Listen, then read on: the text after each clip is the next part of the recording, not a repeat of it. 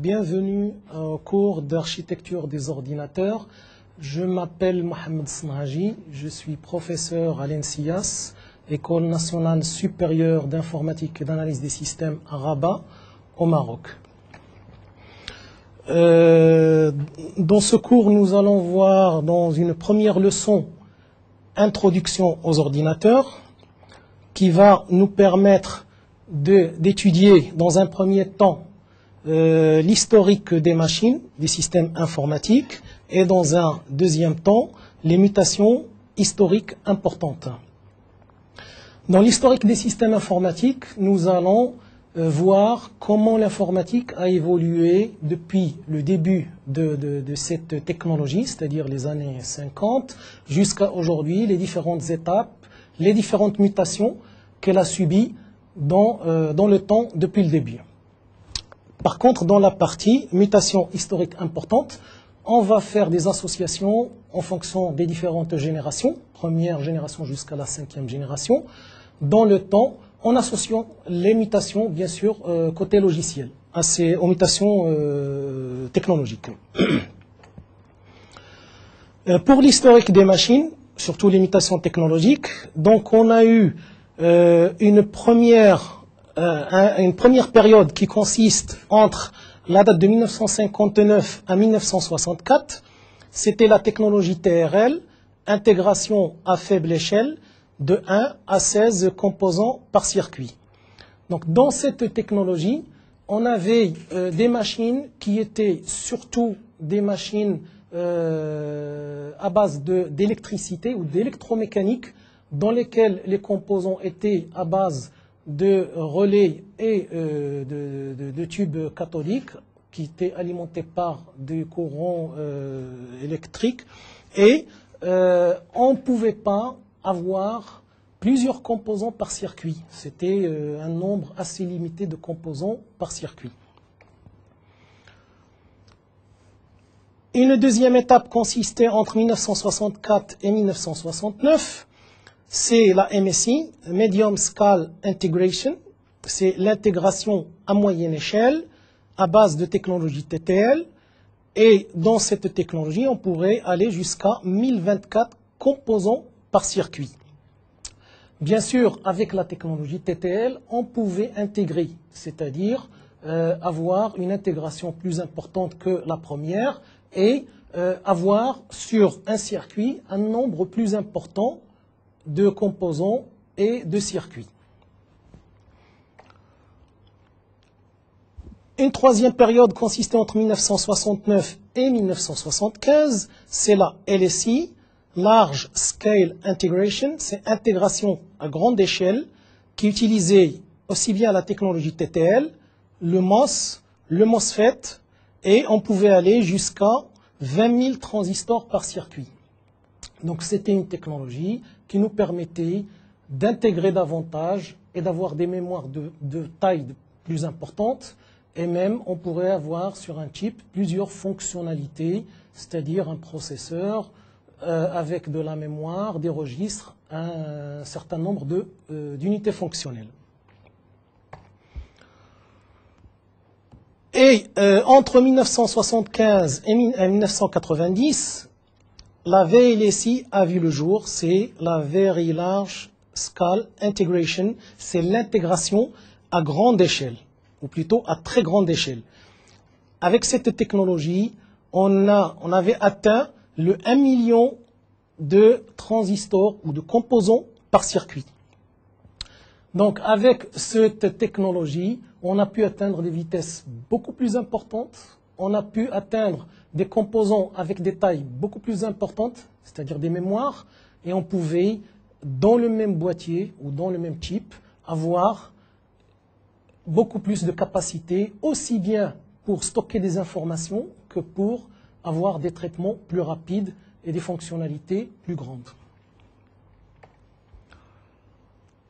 Et bien sûr, actuellement, depuis l'émergence de la micro, on peut atteindre, grâce au Pentium, des tailles, ou plutôt des circuits qui peuvent dépasser 60 millions de composants par circuit. Quand je dis circuit, un circuit c'est un boîtier ou un chip dans lequel on peut intégrer des composants. Donc avec le Pentium, depuis le début du Pentium, MMS, Pentium 2, Pentium 3, Pentium 4, donc on a dépassé de loin le seuil de 1 million, de 10 millions de composants par boîtier. Donc actuellement on dépasse même les 200 millions de transistors par composant. Donc face à ces mutations, il y a eu aussi des mutations architecturales. Dans ces mutations architecturales, on a vu on va voir la partie matérielle et la partie logicielle. Donc on va découper ces mutations architecturales en plusieurs périodes pour avoir l'association avec ce qu'on a vu tout à l'heure. Donc il y a si on pourrait découper ces mutations architecturales en plusieurs générations. Donc on a la première génération entre 1946 et 1954 qui consistait à avoir des machines à base de tubes cathodiques et avoir des mémoires assez limitées et des circuits qui sont très chers et des machines à une adresse. Donc pour cette première génération, bien sûr les machines étaient à base, c'était des machines électromécaniques et dans ces machines on utilisait des tubes cathodiques. Donc c'était des tubes qui consommaient énormément d'énergie et qui prenaient énormément de place et par conséquent la taille de la salle dans laquelle il fallait loger un ordinateur était de très grande taille. De même, sur ces machines, on avait des mémoires assez limitées parce que c'était des mémoires à base de composants analogiques et non pas de composants logiques. C'était des mémoires de quelques octets. Pour pouvoir faire les 4 opérations sur la première machine, on avait besoin d'une salle de plusieurs mètres carrés. Elle dépassait carrément la taille d'un stade de football. Et bien sûr, les circuits, pour pouvoir les faire avec cette taille, avec ce nombre, c'était des circuits assez chers qui avaient un prix de revient assez cher. Et bien sûr, la machine, vu que c'était une machine avec une mémoire très limitée et des composants qui ont des fonctionnalités très limitées, c'était une machine à une adresse seulement. On ne pouvait pas faire des machines avec plusieurs adresses, parce que ça nécessitait une complexité beaucoup plus importante.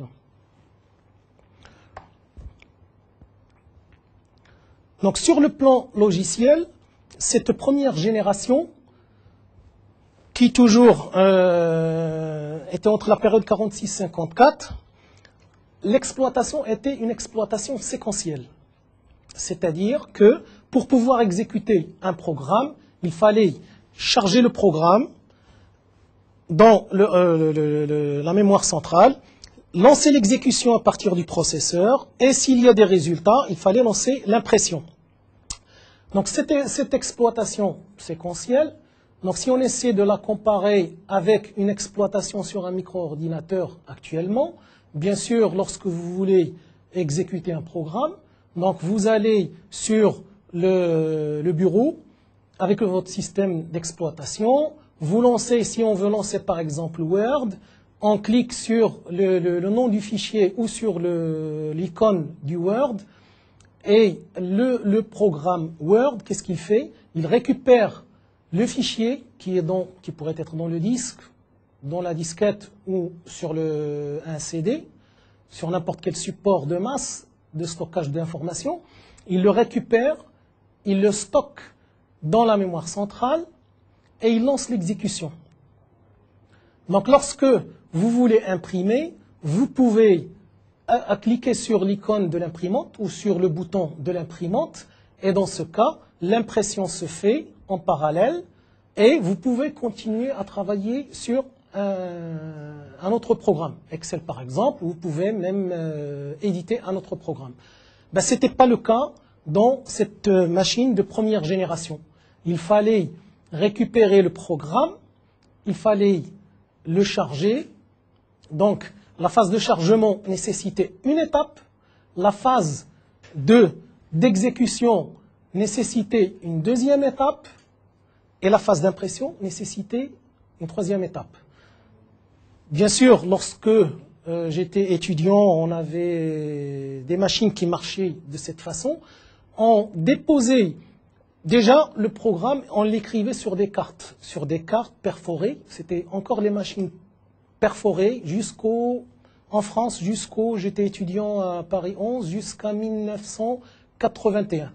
Et lorsqu'on perforait les programmes, on les remettait au centre de calcul et ce n'était que le lendemain qu'on revenait pour avoir la liste des erreurs de nos programmes. Dans le cas où il n'y a plus d'erreurs dans le programme, on le mettait au chargement pour l'exécuter. Donc on le laissait au centre de calcul, il chargeait le programme et s'il n'y a plus de bug, il va sortir le résultat, il va les imprimer. S'il y a encore un bug, il nous retournait le programme.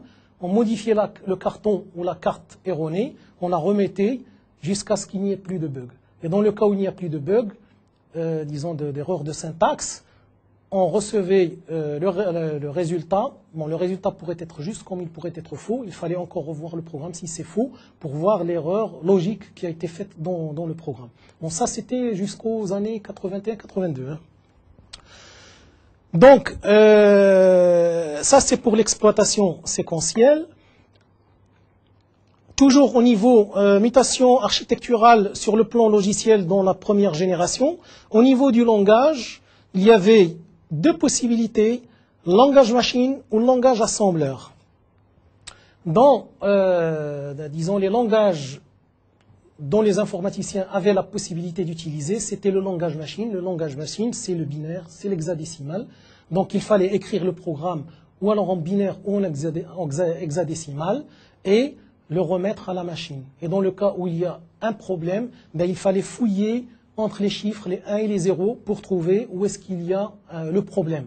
Donc la mise au point était très pénible et c'était pas facile à travailler sur ces machines, d'où la nécessité de concevoir un langage qui était interprétable d'une façon très facile par les êtres humains, c'est l'assembleur. Donc on est passé du langage machine au langage assembleur pour pouvoir travailler sur des mnémoniques et non pas sur du binaire. Donc à partir du langage assembleur, les informaticiens, ou plutôt les concepteurs de machines, ont eu beaucoup plus de souplesse pour pouvoir mettre au point ou débugger les programmes. Bon, pour la deuxième génération, toujours dans l'imitation architecturale côté matériel, qui consistait à l'étape 55-64, donc on avait les transistors. Donc on est passé des tubes cathodiques aux transistors et on est passé aussi des mémoires, au niveau des mémoires, aux mémoires à tubes à tore magnétique.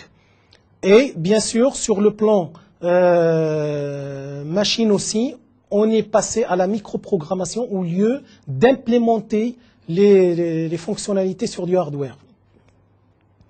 Donc, au niveau de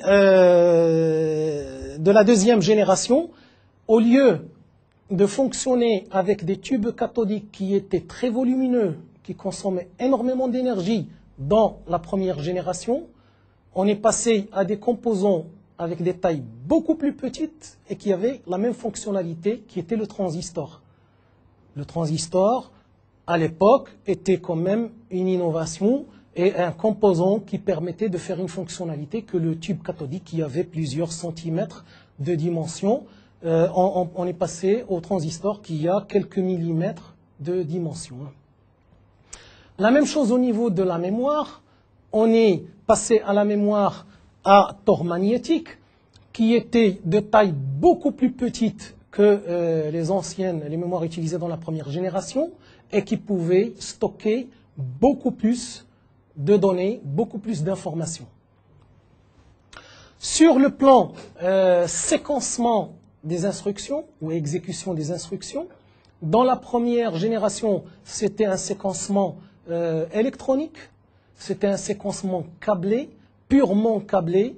Donc, pour passer d'une génération à une autre, d'une machine, ou plutôt pour concevoir un nouveau processeur, ce n'était pas évident de garder le séquencement des instructions, plutôt le mécanisme de séquencement d'instructions. Il fallait à chaque fois changer, ou plutôt concevoir un nouveau séquenceur pour le séquencement des instructions.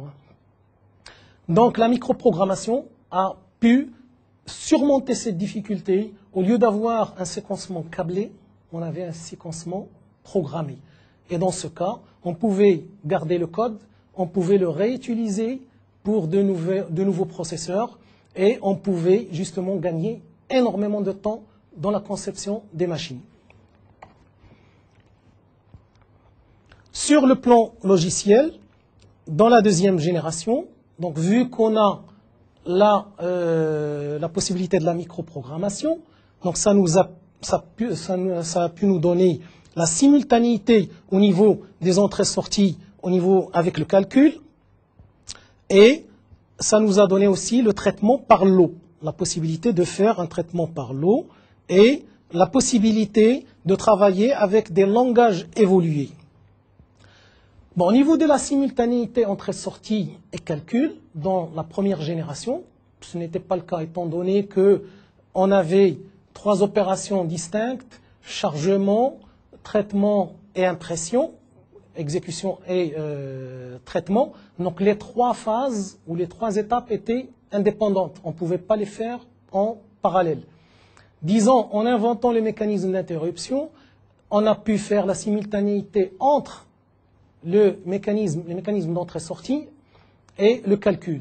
Ça veut dire que, bien sûr, sur une nouvelle machine, si on veut faire l'analogie avec une nouvelle machine, on a un micro-ordinateur, je peux éditer un programme, le modifier ou faire travailler sur des feuilles Excel, et en même temps, je peux lancer l'impression sur une imprimante. Donc l'imprimante est en train d'imprimer, et moi je suis dans mon fichier Excel ou dans mon fichier Word en train d'éditer un autre programme ou un autre fichier. Donc le fait de pouvoir utiliser les ports d'entrée-sortie sur lequel par exemple est branchée l'imprimante pour imprimer et en même temps travailler, c'est ce qu'on appelle la simultanéité entrée-sortie et traitement. Pour le traitement par lot, le traitement par lot consistait à donner à la machine un ensemble de travaux ou de jobs et la machine s'occupe du séquencement ou du lancement des travaux les uns après les autres. Donc dans la première génération, ce n'était pas possible puisque les opérations étaient indépendantes, mais vu qu'avec celle-là, on a la possibilité de faire la simultanéité entre sortie et traitement, on peut faire un traitement et en même temps mettre dans la file d'attente, par exemple, d'une imprimante, un ensemble de travaux. Et la même chose, je peux, si je veux lancer l'exécution ou plutôt le chargement d'un certain nombre d'applications, je peux les envoyer à la queue leu l'un après l'autre et la machine s'occupe de récupérer les jobs et les mettre dans la mémoire centrale pour leur exécution. Bon, au niveau des langages, on est passé du langage machine ou du langage assembleur au langage évolué. Et dans ce langage évolué, bien sûr, les informaticiens avaient beaucoup plus de souplesse puisque c'est un langage qui utilise les expressions mathématiques ou les expressions qu'on utilise dans le langage courant. Par exemple, y égale à y plus 1, on l'écrit comme ça, tel quel, dans un langage évolué tel que le Fortran ou le C. Alors que dans le langage assembleur ou dans le langage machine, c'est pas possible, il faut le mettre en plusieurs instructions. Chaque opération est faite sur une ligne ou sur une opération. Donc, avec ce langage, on a pu gagner énormément d'espace, on a pu gagner énormément de temps et même les informaticiens arrivaient à comprendre beaucoup mieux leur programme. Bon, seulement, bien sûr, ceux qui manipulent l'assembleur comprennent beaucoup mieux comment fonctionne la machine parce qu'il est très proche de la machine.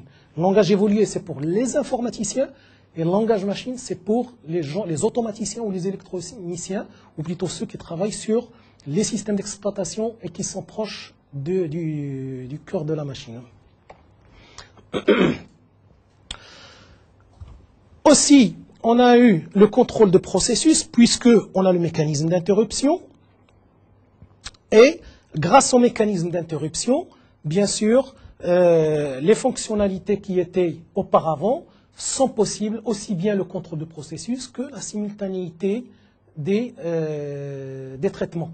Parce que le contrôle de processus a été possible grâce au mécanisme d'interruption. La même chose, la simultanéité. Et les fonctions de base du système d'exploitation sont toutes basées sur le mécanisme d'interruption. Donc on reviendra sur le mécanisme d'interruption, mais c'était un concept manqué au fondement de von Neumann, au concept de von Neumann de la définition d'un ordinateur, et c'est ce concept qui a résolu énormément de problèmes au niveau des machines. Donc, la troisième génération, quant à elle, sur le plan matériel, donc on a eu des circuits intégrés, donc, et des mémoires à semi-conducteurs. Donc, au lieu des transistors, on est passé au circuit intégré. Des mémoires à tore magnétique, on est passé en mémoire à semi-conducteurs. Et de la mini-informatique, on est passé de la méga-informatique plutôt, on est passé à la mini-informatique. Et bien sûr, on a eu le concept de la machine universelle. Donc, au niveau des circuits, on est passé des transistors qui avaient quelques centimètres de dimension aux circuits intégrés qui avaient quelques millimètres. Donc, c'est des composants d'un espace beaucoup plus petit. La même chose, on est passé des mémoires à tore magnétique aux mémoires à semi-conducteurs, ou plutôt de mémoire sur des composants à semi-conducteurs. On a pu encore réduire beaucoup plus ou davantage la taille mémoire, et en réduisant la taille mémoire, on augmentait la capacité de la mémoire. C'est un paradoxe, mais plus on réduisait la taille, plus on augmentait la taille. On réduisait la taille et on augmentait l'espace fourni par la mémoire. Et bien sûr, on est passé de la méga-informatique vers la mini-informatique. La méga-informatique était une grosse machine qui occupait un espace colossal pour des fonctionnalités très, très basiques, alors qu'avec la mini-informatique, on avait un ordinateur, bon, bien sûr, qui occupait, c'est la taille d'un armoire, mais il avait la possibilité de donner, la possibilité de travailler à pas mal d'utilisateurs sur la même machine, 8, voire même 16 personnes qui pouvaient travailler sur la même machine.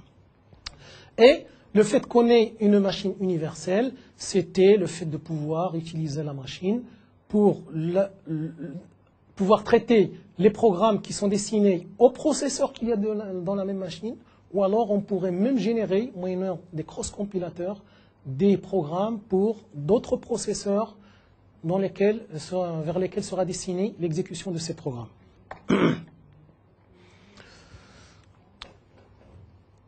Bon, pour cette troisième génération, sur le plan logiciel, on est passé au temps partagé et à la multiprogrammation.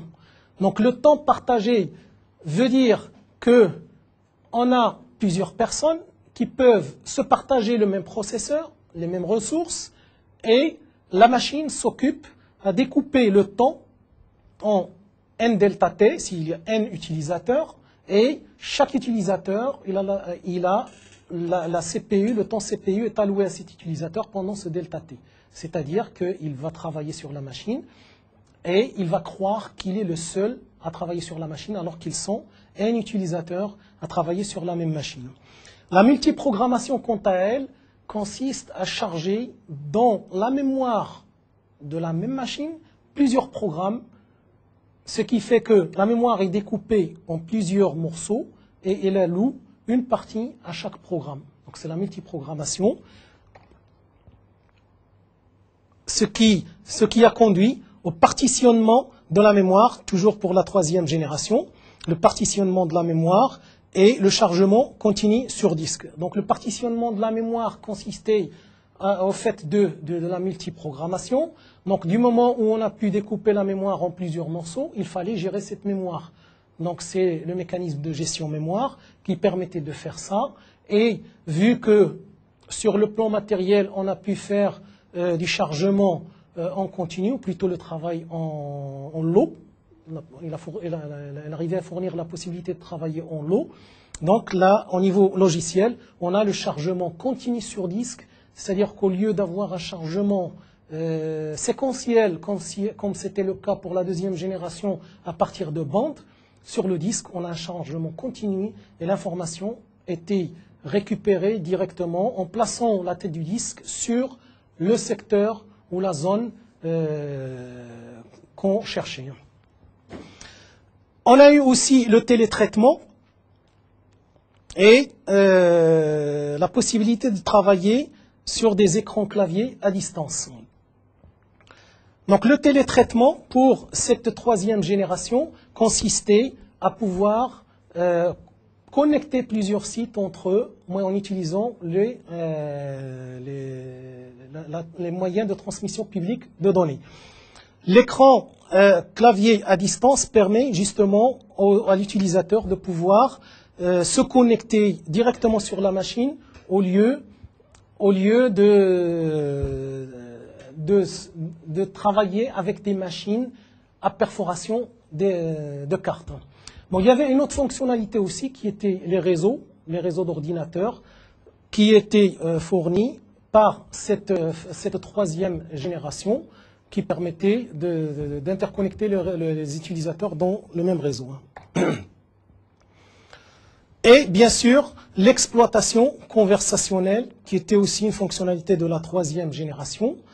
Donc cette exploitation conversationnelle permettait aux gens, étant donné qu'ils ont la possibilité de travailler avec les écrans claviers, ces écrans claviers leur permettaient de se brancher sur l'unité centrale et de pouvoir lancer leur job, faire le calcul, ou plutôt faire la mise au point en conversationnel, avoir les résultats, corriger et lancer instantanément ou en conversationnel l'exécution. Chose qui n'était pas possible auparavant puisqu'il y avait des cartes perforées. Il fallait attendre que les cartes perforées passent dans le système, on les récupère, on fait la mise au point, on les remet et ainsi de suite. Donc il n'y avait pas de conversation entre l'homme et la machine.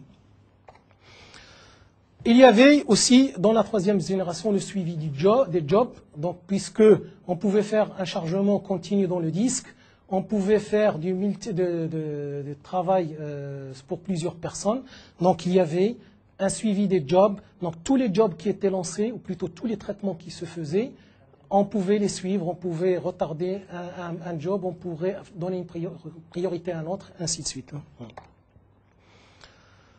Donc sur le plan, la quatrième génération sur le plan matériel, on a eu les circuits intégrés à très grande échelle, donc c'est la VLSI, Very Large Scale Integration. On a eu l'éclatement de la mini et de la méga informatique. Donc le fait de passer de la mini informatique à l'intégration à très grande échelle, ça nous a donné la possibilité de pouvoir passer de la méga-informatique ou de la mini-informatique vers la micro-informatique. Donc on avait des processeurs de taille beaucoup plus petite et on pouvait faire des traitements beaucoup plus importants.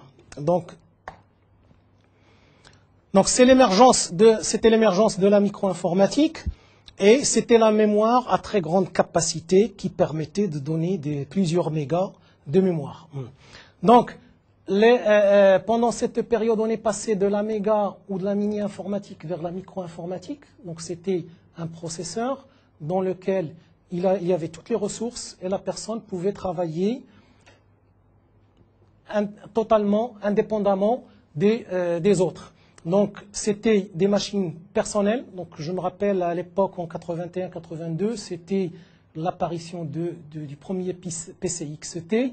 C'était une révolution à l'époque et on avait quand même un processeur de 64 kg, je crois, de mémoire et 1 méga de disque dur. Donc à l'époque, c'était une révolution. Et bien sûr, on est passé aussi au processeur RISC qui était aussi pour la quatrième génération. Sur le plan logiciel, donc on avait dans cette quatrième génération, la machine virtuelle, on a eu le temps partagé et le dialogue homme-machine. Donc la machine virtuelle, c'est ce que j'ai expliqué tout à l'heure, c'est le fait de pouvoir exécuter un programme et de pouvoir plutôt compiler et mettre au point un programme sur une machine et la dessiner vers une autre machine. Le temps partagé, c'est le fait de pouvoir se partager la même machine par plusieurs utilisateurs et chaque utilisateur croit qu'il est le seul sur cette machine, sachant que le processeur ou le système d'exploitation alloue un delta T à chaque utilisateur. Seulement, plus le nombre d'utilisateurs augmente, plus le temps de réponse augmente aussi et les performances de la machine baissent. Bon, le fait d'avoir sur le plan matériel un clavier et un écran, ça a pu donner aux utilisateurs la possibilité d'avoir un dialogue avec la machine. Et comme ce que j'ai disais tout à l'heure, donc sur le plan matériel, on a pu avoir interconnecté en réseau local ou à distance un certain nombre de machines.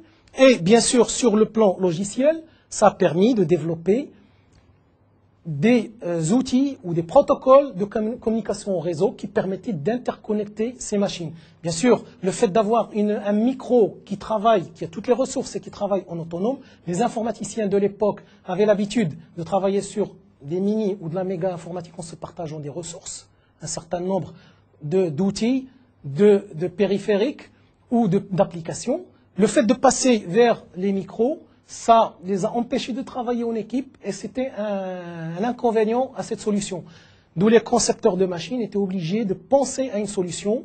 Donc le premier réseau était développé par Digital DEC Equipment, par Xerox et par Intel en 1975. Donc le premier prototype du réseau Ethernet était d'interconnecter une centaine de machines sur une périphérie à peu près d'1 kilomètre, pour permettre aux informaticiens de se partager un certain nombre de ressources, aussi bien ressources matérielles que ressources logicielles. Et le fait de pouvoir se partager un certain nombre de ressources, le fait d'avoir un réseau de communication local ou à distance, ça a aussi donné la possibilité aux utilisateurs d'utiliser des architectures distribuées qui permettaient de se partager des bases de données carrément qui sont bien sûr interconnectées par le réseau. Et la téléinformatique a permis bien sûr de pouvoir interconnecter plusieurs réseaux ou plusieurs sous-réseaux entre eux, moyennant le réseau de transmission publique de données. Dans la 5e génération, quant à elle, sur le plan matériel, on a eu affaire aux machines parallèles. Donc ces machines parallèles, disons en début des années 85, l'ensemble des opérateurs ou l'ensemble des concepteurs de machines croyaient qu'il va arriver un moment où on ne pouvait plus intégrer et qu'il y aura un seuil dans lequel les machines ne pouvaient plus aller plus vite. Il fallait absolument penser à une solution, il fallait implanter plusieurs machines en parallèle pour pouvoir faire face à des applications telles que des applications qui traitent de l'aéronautique, qui traitent de la météorologie ou de l'espace comme la NASA.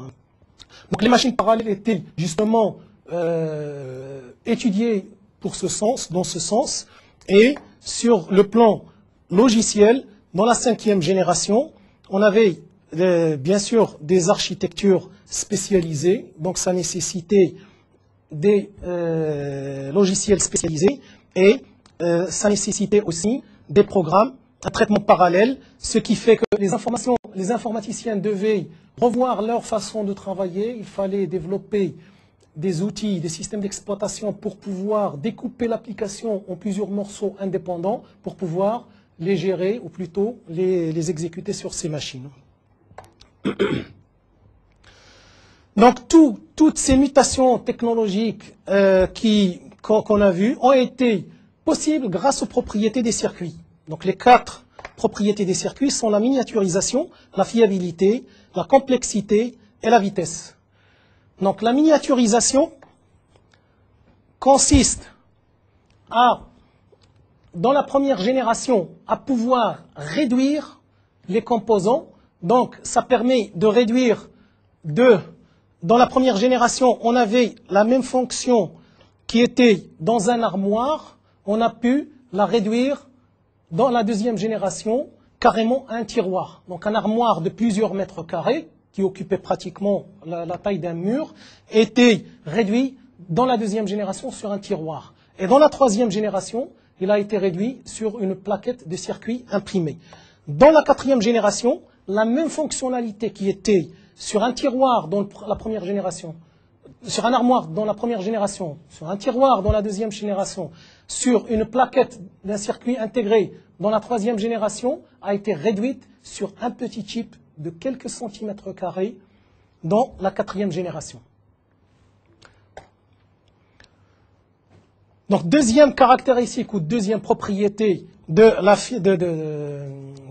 qui concerne ces mutations, c'est la fiabilité qui est mesurée par le MTBF, qui consiste dans la première génération à quelques dizaines de minutes et qui est passé à la première génération, plutôt à notre génération, à quelques dizaines de milliers d'heures de travail. Disons, pour l'anecdote, dans la première machine, l'ENIAC qui était développé à la Pennsylvanie, qui occupait carrément la taille d'un terrain de football, lorsqu'on le mettait en service, on arrêtait carrément toute la ville de Pennsylvanie, l'électricité de toute la ville pour pouvoir l'alimenter en courant. Et les informaticiens ne pouvaient pas dépasser 10 minutes de fonctionnement sans panne. Et la panne était le fait que tout le monde entend parler du bug. Ben, le bug c'est un cafard. D'où vient ce mot? C'est parce que lorsque les informaticiens avaient un problème, ils rentraient dans la salle d'ordinateur et ils allaient chercher le cafard qui a bloqué l'ordinateur pour le retirer et continuer à travailler. Et les informaticiens de notre temps continuent à utiliser le mot bug lorsqu'ils ont un problème dans leur programme. Donc on est passé de quelques dizaines de minutes à quelques dizaines de milliers d'heures de travail. Actuellement, un PC peut fonctionner 5 ans sans aucun problème. Donc, dans la troisième propriété, c'est la complexité. Et bien sûr, à fiabilité équivalente sur la première génération, on peut bien sûr réaliser aujourd'hui un ensemble électronique qui est 1 million de fois plus complexe que la première génération. Disons que la première génération occupait énormément d'espace, on occupait énormément de ressources, elle consommait énormément d'énergie et elle n'était pas aussi complexe que les nouvelles architectures. Pourquoi? Parce que les fonctionnalités qu'avaient ces premières machines n'étaient pas à la hauteur des fonctionnalités actuelles, parce que la première machine faisait les 4 opérations avec quelques petites fonctionnalités de mémorisation et récupération de données dans la mémoire. Et elle avait cette taille. Maintenant, sur un petit ordinateur portable, on a des fonctionnalités incroyables, d'où la complexité de cette machine. Et on arrive à la quatrième propriété, qui est la vitesse. Et on est passé d'une vitesse de 1000 instructions par seconde dans la première génération à actuellement des vitesses qui dépassent le giga. Dans la deuxième génération, on est passé de la première génération de 100 instructions par seconde à 1 méga d'instructions par seconde, ce qui correspondait pour la première génération à un temps de réponse de l'ordre de microsecondes, et dans la deuxième génération, de l'ordre de la nanoseconde. Dans la troisième génération, donc on est passé de la première génération de l'ordre du nanoseconde, du temps de réponse de la nanoseconde, vers un temps de réponse de quelques picosecondes, plutôt quelques dizaines de millions d'instructions par seconde. Et dans la quatrième génération, on est passé au l'ordre de picoseconde qui consiste aux 100 mégabits par seconde.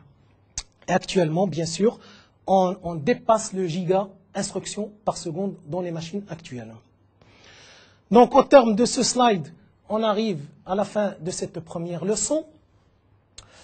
Pour toute information ou complément d'information ou exercice d'entraînement sur cette leçon, vous pouvez vous connecter au site Net2Know et cliquer sur MedNetU pour avoir de l'aide ou du renseignement. Et merci.